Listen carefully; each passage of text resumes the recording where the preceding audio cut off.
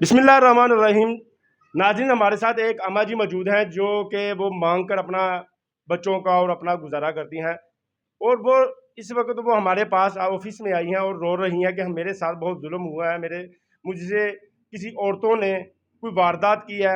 ये सब जानते हैं अम्मा की ज़ुबानी। अस्सलाम वालेकुम। सलामकुम। वालेकुम सलाम। अम्मा जी की हाल है? ठीक है। अम्मा जी की है ਤੁਹਾਡੇ ਨਾਲ?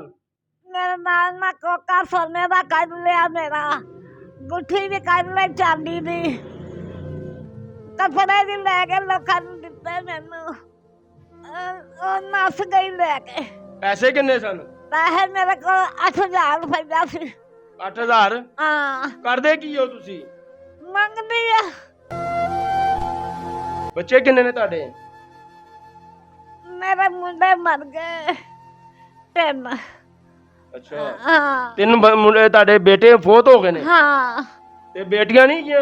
बेटियां ब्याह दित्तियां। ਵਿਆਹਤੀਆਂ ਨੇ, हाँ। ਆਪਣੇ ਆਪਣੇ ਘਰ ਦੀਆਂ ਨੇ। हाँ। ਤੁਸੀਂ ਕਿਹਦੇ ਕੋਲ ਰਹਿੰਦੇ ਹੋ? पूरी को बंदी देवा आएगी। ਬੇਵਾ ਕੁੜੀ ਹੈ, ਉਹਦੇ ਕੋਲ ਰਹਿੰਦੇ ਹੋ? हाँ। ਤੇ ਤੁਹਾਡਾ ਵਾਰਦਾਤ ਕਿਸ ਤਰ੍ਹਾਂ ਹੋਈ? ਕਿ ਉਹ ਕੌਣ ਸਨ ਔਰਤਾਂ? ਉਹ ਪਾਲਕ ਮੈਂ ਮਸਾ ਦਿੱਤੀ ਮੈਂ।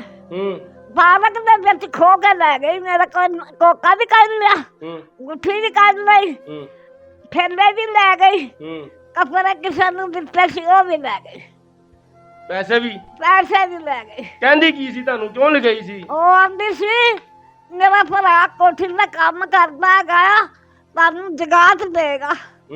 ਉਹ ਇਸ ਵਾਰ ਲੈ ਗਈ ਮੈਨੂੰ।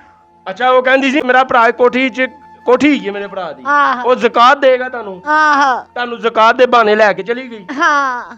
ਉਹਨੇ ਤੁਹਾਡੇ ਨਾਲ ਫਿਰ ਵਾਰਦਾਤ ਕੀਤੀ। ਹਾਂ, ਨਸ ਗਈ ਮੈਨੂੰ ਨਹੀਂ ਲੱਭੀ।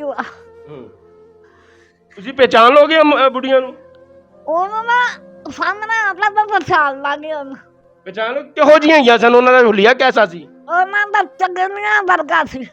ਚੰਗਣੀਆਂ ਵਰਗਾ ਸੀ? ਹਾਂ। अच्छा, ਚੰਗਣੀਆਂ ਵਰਗਾ ਸੀ। अच्छा अच्छा। हाँ। जौलिया उन्होंने चंगना वर्ग से। हाँ। अच्छा नाज़रीन, जो मैं आपको बताना चाहता हूँ, इस वक्त ये एक गैंग है, सबको आगाह करना चाहता हूँ।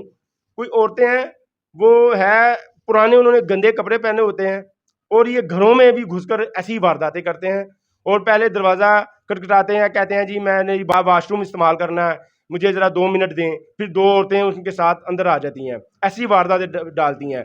यहाँ पर एक अम्मा जी नहीं, 1-2 और अम्मा जी भी हैं, वो अगले प्रोग्राम में मैं आपको दिखाऊंगा। उनके साथ भी यही वारदात ऐसी ही की गई। तो उनको कहा जी मैं आपके बेटे के फलां कोठी पे काम करती हूँ, मैं उधर से आई हूँ, आप बहुत अच्छी हैं। वो बातों में लगाकर, उनके पास कोई केमिकल होता है, कोई स्प्रे होता है, जो वो पाउडर सा होता है, कोई स्प्रे सा होता है, तो वो उस स्प्रे के साथ ना वो बेहोशी की दुआ होती है, जो वो बेहोश करके फिर उनसे वारदातें करके लूटते हैं। इस चीज़ से आप तमाम नाजरीन को मुतल्ला किया जाता है, ऐसी औरतों पर पूरी निगाह रखें, और ऐसी औरतें जहां देखें मीडिया का साथ दें और मुतल्लिका पुलिस को इन्फॉर्म करें, 15 पर कॉल करें, ऐसी औरतों को पुलिस के हवाले करें। इसके साथ अगले प्रोग्राम तक इजाज़त चाहूँगा। अल्लाह ने के बान।